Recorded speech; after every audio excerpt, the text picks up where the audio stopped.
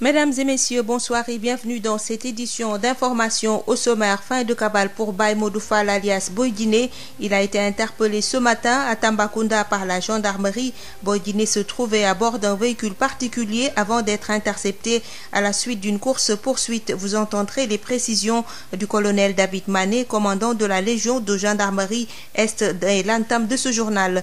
Remous à la Séno avec les confrontations entre les travailleurs et la direction générale. Les points de désaccord s'accumulent entre les deux parties. Les travailleurs réclament la restitution de leurs cotisations destinées au fonds commun toujours bloqué depuis janvier 2020. Ils informent avoir saisi la direction du travail.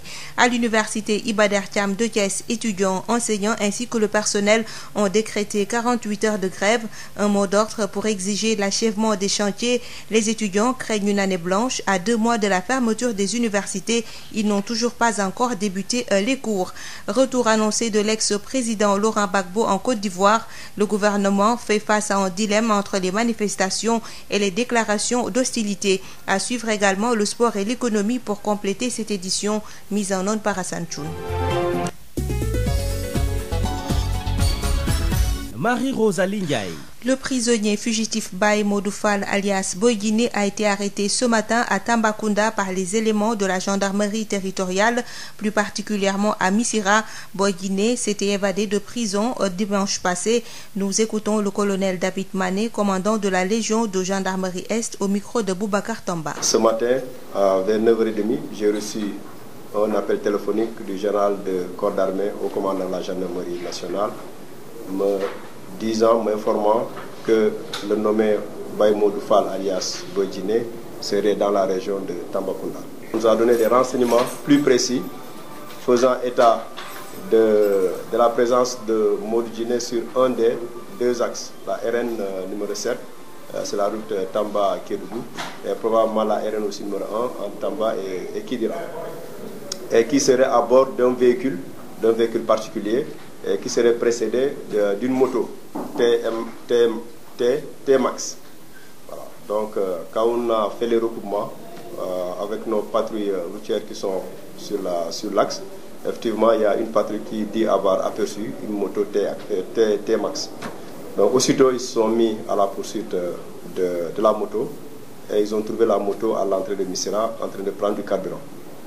Donc, quelques minutes après, le véhicule qui transportait Boy Djiné a fait demi-tour pour voir de quoi il s'agissait, pour voir pourquoi le motocycliste s'est arrêté. Donc, mais Boy Djiné a eu le temps de descendre de la voiture. Donc quand les gendarmes ont interpellé le chauffeur du véhicule, il était avec quelqu'un d'autre, ils lui ont posé des questions par rapport à Boy Djiné, et quand ils ont fouillé le véhicule, ils ont retrouvé les effets vestimentaires, notamment l'habit qu'il avait porté pour faire sa conférence, pour parler aux journalistes il y a quelques jours. Donc, avec l'interrogatoire poussé, ils nous ont confirmé effectivement que Boy Djiné était à bord du véhicule. Donc, nous avons continué nos recherches, la fouille du village, et c'est en ce moment que les éléments qui étaient postés à l'entrée de Missirah l'ont aperçu en train de prendre la fuite. Donc, ils se sont mis à ses trousses et 500 mètres dans la brousse, ils l'ont attrapé. Vous venez d'entendre la réaction du colonel David Mané, commandant de la Légion de gendarmerie Est, au micro de Boubacar Tamba. Boy Djiné s'était évadé de la prison du camp pénal de Liberté 6 dimanche dernier aux environs de 5 heures du matin. Le directeur de la prison relevé de ses fonctions et des agents pénitentiaires toujours aux arrêts. Sud FM. Le torchon continue de brûler entre les travailleurs de la Séno et la direction générale. Très remontés contre l'attitude de leur patron, les travailleurs lancent la riposte et exigent le respect dans l'immédiat des accords et surtout la restitution des cotisations destinées au fonds commun de placement. À cet effet, la direction du travail a été saisie. Josette Kali. À la Séno, les malentendus entre la direction générale et les travailleurs ne sont pas prêts de connaître leur épilogue. Les points de désaccord s'accumulent. Eliman Diouf, secrétaire général du syndicat des travailleurs. Du non-respect du protocole d'accord sur le nombre de polices par releveur. Aujourd'hui, le plafond est largement dépassé. Des gens qui devraient être à 1700, 1800 et parfois même à 3000. Donc ça, c'est contraire à l'accord qui nous allie. De la priorité qui était accordée au chef d'équipe. Mais aujourd'hui, tout est remis en cause. Des retards sont notés pour le renouvellement ou la dotation d'équipement de travail sur tous les points. Mobilette, caisse à outils, véhicules. Avec des recrutements tous azimuts qui occasionnent des dysfonctionnements, ils réclament le remboursement de leurs cotisations estimées à plusieurs millions. Malheureusement, depuis que la CNO est là en janvier 2020, ces montants qui sont prélevés et qui étaient destinés à être reversés pour être revalorisés sont bloqués dans ces comptes. Et nous disons que le niveau de rentabilité qu'ils avaient dans le FCP doit être remboursé par la CNO. Donc ce qui fait qu'aujourd'hui le fonds a baissé en termes de rentabilité. Le non-respect de la promotion interne accentué par la pléthore de recrutement de nouveaux cadres, une France, excusez-moi du terme, parce qu'il privilégie aujourd'hui des gens formés en France, ce qui est anormal dans un pays où on n'a jamais fait de distinguo entre les diplômés d'un pays à un autre. Et face au mutisme de leurs supérieurs, des discussions sont entamées avec la direction du travail. Nous avons saisi la direction générale du travail par une notification de conflit collectif. La direction générale du travail a 8 jours pour convoquer les parties qui ont différents 8 jours de négociation pour trouver un accord. Si nous n'avons pas d'accord, c'est à partir de là qu'on fait une procès-verbal de non-conciliation entre nous et la direction générale devant la direction générale du travail. Très déterminés, ces travailleurs ne comptent pas baisser les bras et seront en assemblée générale mardi prochain pour déterminer les méthodes de lutte. Nouvelle grève à l'université de Thiès, 48 heures décrétées par les étudiants, l'intersyndicale des enseignants et le personnel de l'université Iba Der Thiam, un plan d'action pour exiger l'accélération des travaux. Les étudiants parlent de sabotage, craignent une année blanche et accusent le gouvernement. Khalifa Ababacar Sy Traoré, porte-parole de la conférence des présidents d'amicales, réagit au micro de Babacar Ndao. Vous n'êtes pas sans savoir que les chantiers de l'université Iba Der Thiam de Thiès ont été revendiqués depuis 2015. De 2015 à 2021, ça fait plus de 6 ans. Cette année-ci, on a eu à faire beaucoup de démarches. Nous avons commencé par décréter des débrayages. Nous avons ensuite passé à la vitesse supérieure, c'est-à-dire en faisant des mouvements de grève. Après cela, nous avions fait des sittings devant les autorités compétentes, à savoir le rectorat, etc.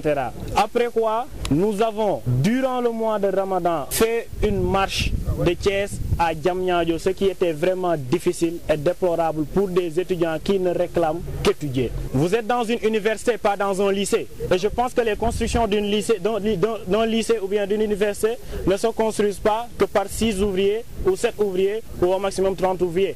Vous pouvez même compter par vous. Vous comptez combien d'ouvriers qui sont ici présents? 6. Il y en a combien ici? Et ce qui est le plus déplorable, c'est qu'à chaque fois qu'on informe à la population qu'on va tenir une conférence de presse, que l'on remarque que ces ouvriers viennent avec un peu de nombre. Ils n'ont pas les matériels suffisants. Comment une université avec ses chantiers aussi élargis peuvent être tenus que par une minorité d'ouvriers? On est tous au parfum de l'information que naturellement et normalement, chaque année, l'université ferme ses portes en mi-août. C'est une réalité. Déjà, on est au niveau d'une forêt, on n'est pas en ville. Dès le mois d'août, on commence à constater certains animaux tellement dangereux qui sévissent ici, des reptiles, des étudiants qui sont orientés ici, et jusqu'à 2 mois de la fermeture des universités qui n'ont pas encore débuté leur cours, c'est trop, c'est déplorable. Une année blanche, ça se sauve par l'État. Actuellement, je vous dis une chose, le président de la République, qu'est-ce qu'il est en train de faire? Il est en train de faire une tournée politique. En tout cas, ce qui est sûr, c'est qu'année blanche ou non année blanche, on déploiera tous les moyens pour obtenir gain de cause. Les ambulants de Thiaroye étaient dans la rue ce matin. Ils ne peuvent plus accéder à leur lieu de travail à cause des travaux du TER. Nous y reviendrons dans nos prochaines éditions avec Moussa Thiam. Départementalisation de Keur Massar et nouvelle limite des collectivités à Keur Massar, Pikine, Rufisque. Après le décret, les précisions et clarifications du gouvernement, le ministre de l'Intérieur et le ministre des collectivités territoriales ont fait face à la presse. Ils justifient la décision. Le gouvernement ne cherche que la cohérence territoriale et l'efficacité administrative, nous dit Abdoulaye Diop. Keur Massar, 46e département du Sénégal, beaucoup doutaient de la pertinence de cette décision.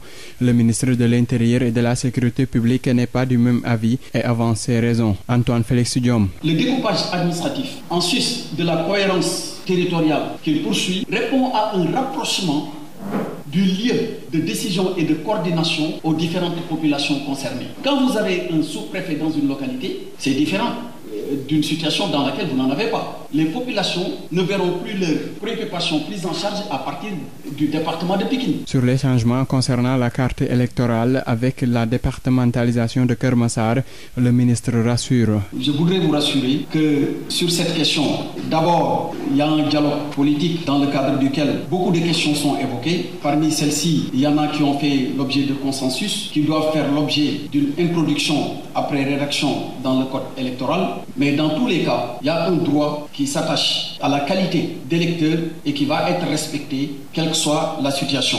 La zone de Sangalkam également connaît quelques changements selon le ministre des collectivités territoriales, Omar Gueye. La commune de Sangalkam, elle va polariser maintenant, avec le décret 2021-688, tous les villages, quartiers et cités qui seront en amont à partir de l'autoroute à péage jusqu'à Noflay. Les villages de Ngendouf plutôt et de Yaherat Peul restent dans la commune de Bambilor. En plus de Keur Massar, le département de Guédiawaye est désormais divisé en 2 arrondissements, Wakhinane Nimzatt et Sam Notaire.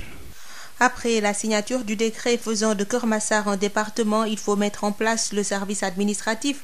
C'est la priorité selon Amadou Sennian, expert en décentralisation que vous entendrez en fin d'édition. Il est l'invité de ce journal. Parlons santé à présent avec la pandémie à Covid-19. Encore 2 décès et 45 nouveaux cas recensés. 32 sont issus de la transmission communautaire. 229 patients sont sous traitement, dont 2 cas graves. 2032 personnes ont été vaccinées hier, soit 458 167 depuis le début de la campagne de vaccination. Sud International.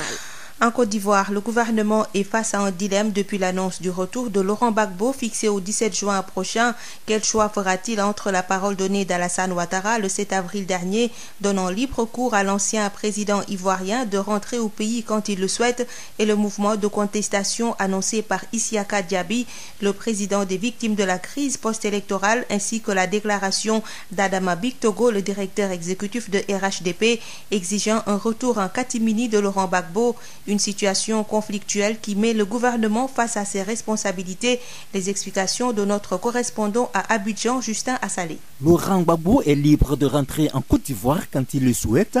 Des dispositions seront prises pour qu'il bénéficie, conformément aux tests en vigueur, des avantages et indemnités dus aux anciens présidents de la République, avait affirmé le président Alassane Ouattara le 7 avril dernier. Le retour donc annoncé de Laurent Gbagbo à Abidjan le 17 juin prochain sonne comme une preuve pour le gouvernement qui doit faire face au mouvement de contestation des victimes de la crise post-électorale conduit par un certain Isiaka Diaby qui s'oppose au retour au pays de l'ancien président ivoirien. Plus encore, il exige que la justice ivoirienne mette aux arrêts Laurent Gbagbo une fois en Côte d'Ivoire.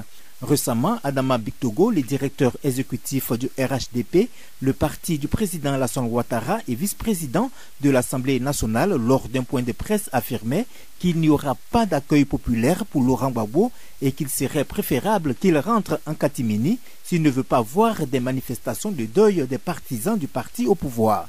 Toutes ces agitations mettent le gouvernement face à ses responsabilités et surtout au respect de la parole d'Alassane Ouattara le 7 avril dernier en ce qui concerne le retour en Côte d'Ivoire de Laurent Gbagbo et de son ministre de la Jeunesse Charles Blé Goudé.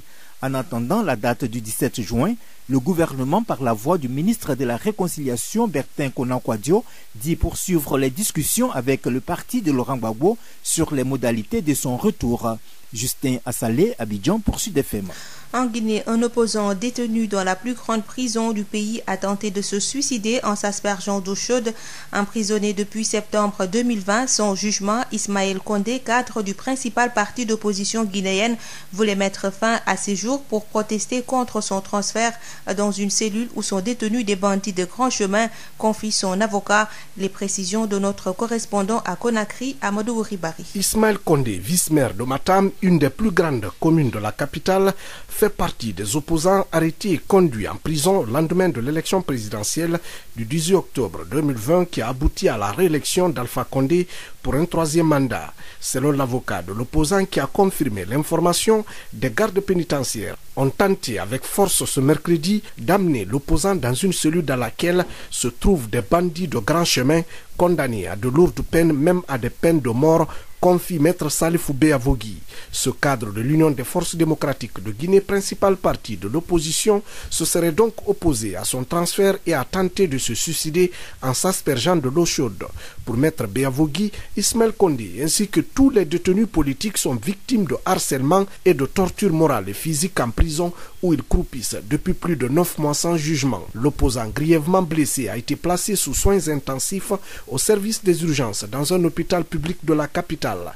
Le ministre de la Justice, Garde des Sceaux, quant à lui, demande toutes les allégations portées par l'avocat des opposants qui a dénoncé leurs mauvaises conditions de détention. Sauf que l'état de santé de plusieurs détenus politiques se sont détériorés ces derniers temps. Plus de 200 opposants poursuivis par l'État pour trouble à l'ordre public, détention illégale d'armes, incitation à la haine et injure à l'égard du chef de l'État sont incarcérés depuis plus de 9 mois sans procès.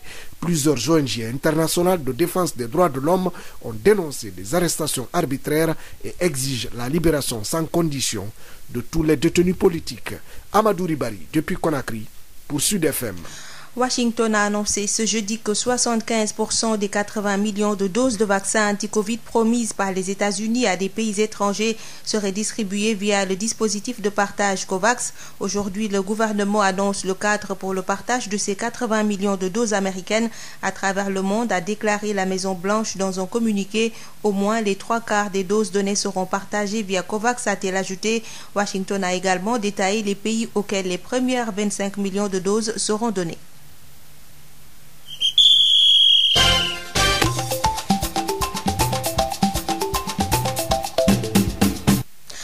En sport, mise à jour du calendrier de la Ligue 1 sénégalaise, Mbour Petite Côte reçoit le Jaraaf de Dakar depuis 17h au stade Lamine Gueye de Kaolack.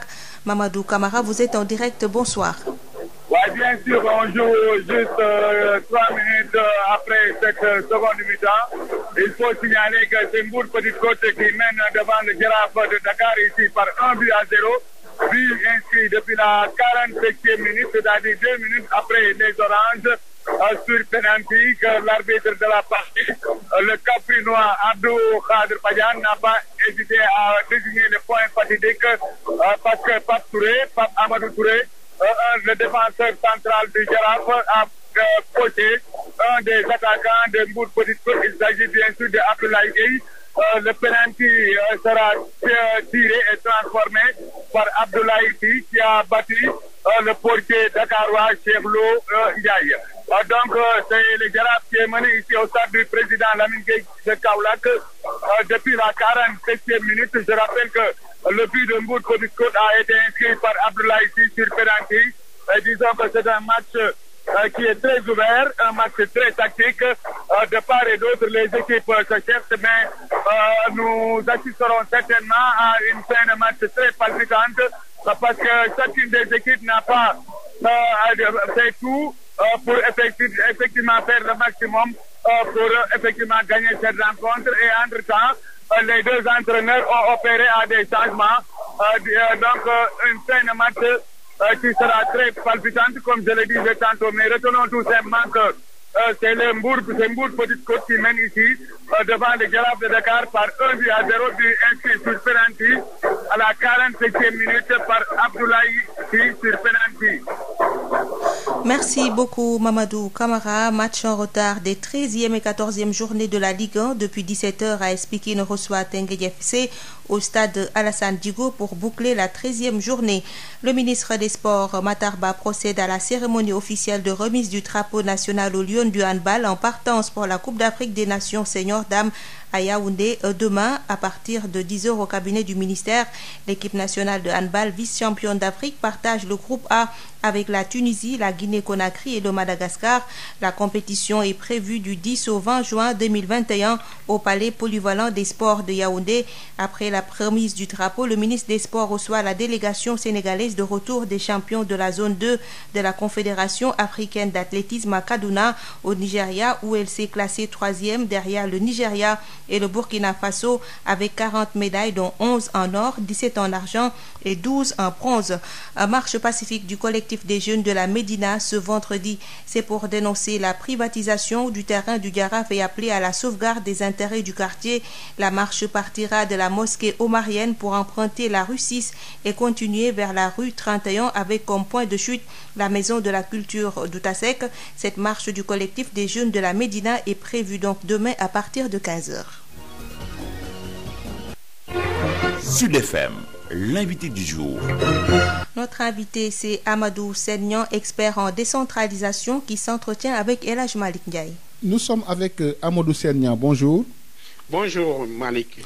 Vous êtes expert en décentralisation. Alors nous allons parler de la départementalisation de Keur Massar. Alors aujourd'hui, quelles sont les mesures qui doivent... La commune de Keur Massar indique le chef-lieu, c'est Keur Massar, détermine les limites territoriales et donne son nom. Le chef-lieu, c'est aussi Keur Massar. Et maintenant, les conséquences directes, ce qui peut en découler, c'est peut-être aller directement vers la nomination d'un préfet et de sous-préfets dans les différents arrondissements, l'arrondissement de Yeumbeul, l'arrondissement de Malika et l'arrondissement de Jaxaay. Vont suivre aussi la mise en place de services départementaux dans le département, le service départemental de l'urbanisme, du développement local, l'action sociale, tous les services départementaux, autant dire le gouvernement en miniature au niveau du département de Keur Massar. Cela a un coût. Cela nécessite des décisions, des nominations au plan administratif à tous ces niveaux-là. Je crois que l'objectif était justement de rapprocher l'administration des administrés. Et qu'en est-il des élus locaux dans les différentes communes? Oui, du point de vue de la décentralisation, les départements seront érigés ce seront des collectivités territoriales. Encore que ce département-là va être composé de communes qui ont une homogénéité territoriale, comme c'est le cas pour Dakar avec 19 communes en son sein, comme c'est le cas pour Guédiawaye avec 5 communes en son sein, comme Rufisque avec 3 communes en son sein, comme Pikine dans le passé avec 16 communes dans son sein. Si on sort Yeumbeul Sud, Yeumbeul Nord, Malika, Keur Massar, Pikine va avoir maintenant 12 communes. Ce département de Keur Massar, qui est devenu collectivité territoriale, va avoir en son sein 6 communes. Les communes de Yeumbeul, de Yeumbeul Nord, Yeumbeul Sud, les communes de Malika et de Keur Massar, les Nord et de Keur Massar Sud et de Jaxaay. Donc tout cela va faire 6 communes qui ont une homogénéité territoriale. Or, la loi, l'acte 3, la loi 2013-10 du 28 décembre 2013 dit que à chaque fois qu'il y a des communes qui ont une homogénéité territoriale, on crée la ville. Donc on va avoir la ville de Keur Massar. Cette ville aussi aura les compétences du département de Keur Massar parce que son territoire, le territoire de la ville de Keur Massar, va correspondre avec le territoire du département de Keur Massar. Cela veut dire quoi en d'autres termes?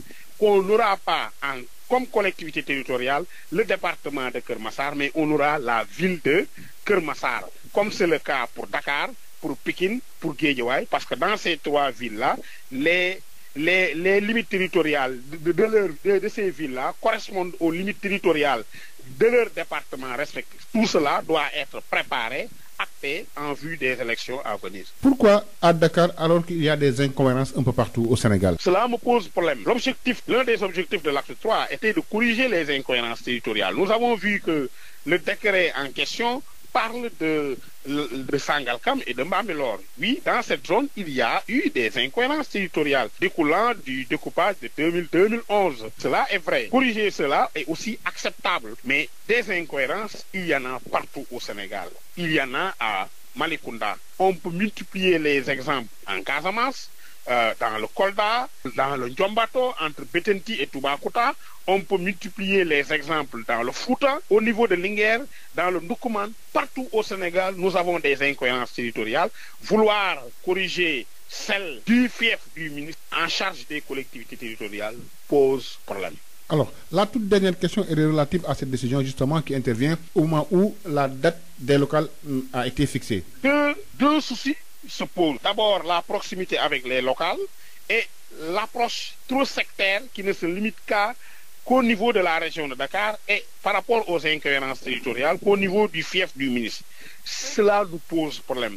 Et cela, peut-être, on peut ajouter un autre problème. Il y a aussi un parfum de revanche, parce que l'actuel ministre était victime de ce découpage-là. Tout cela nous ramène à dire qu'il y a une sorte de gerrymandering qui, véritablement, qui ne signifie qu'un découpage à visée électoraliste.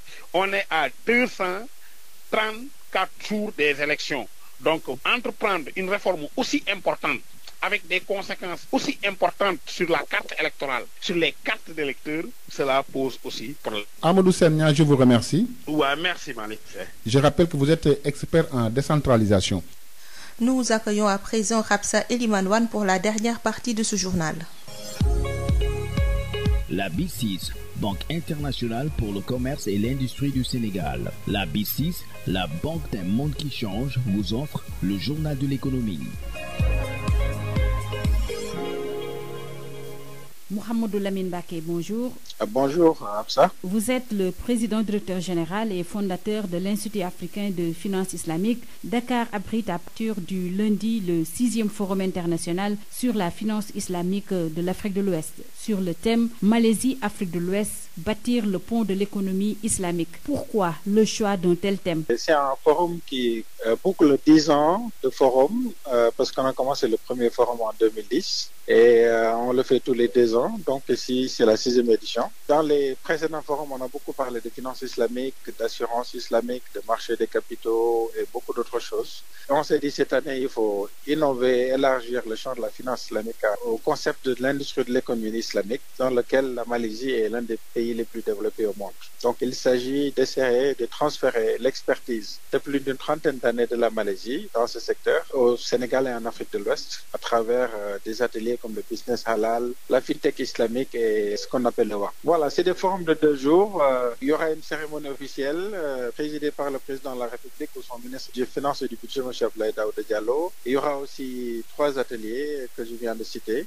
C'est une plateforme maintenant qui regroupe plus de 200 entreprises dans la sous-région et avec tous les décideurs du monde économique et financier, vu l'envergure de la finance islamique à travers le monde et en Afrique particulière. Quelle est la place de la finance islamique dans le monde et plus particulièrement en Afrique? Alors la finance islamique, on parle d'un chiffre de plus de 4 000 milliards de dollars d'actifs financiers à travers le monde, avec un taux de croissance de 15 à 25%. Et donc, c'est une croissance exponentielle, un volume très important. Mais dans cette partie, l'Afrique représente moins de 5%.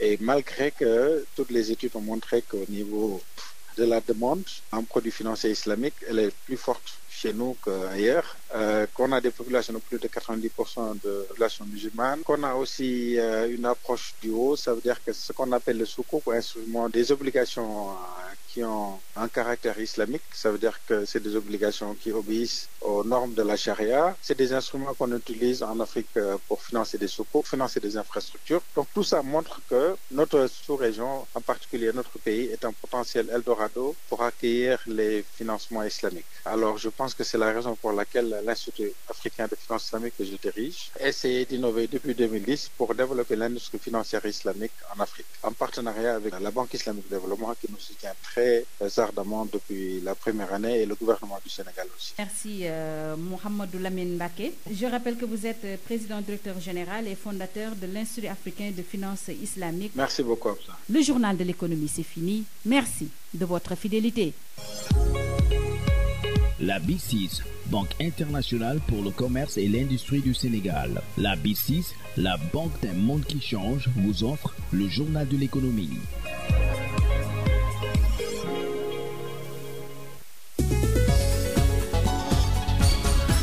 Marie-Rosalie Ndiaye. Mesdames et messieurs, il est 18h passé de 30 minutes et c'est la fin de cette demi-heure d'information. Je vous rappelle les titres. Fin de cabale pour Baye Modou Fall alias Boy Guinée. Il a été interpellé ce matin à Tambacounda par la gendarmerie. Boy Guinée se trouvait à bord d'un véhicule particulier avant d'être interpellé à la suite d'une course-poursuite. Vous avez entendu les précisions du colonel David Mané de la gendarmerie Est. Remous à la Séno avec la confrontation entre les travailleurs et la direction générale. Les points de désaccord s'accumulent entre les deux parties. Les travailleurs réclament la restitution de leurs cotisations destinées au fonds commun. des fonds toujours bloqués depuis janvier 2020. Ils informent avoir saisi la direction du travail. À l'université Iba Der Thiam de Thiès, étudiants, enseignants ainsi que le personnel ont décrété 48 heures de grève, un mot d'ordre pour exiger l'achèvement des chantiers.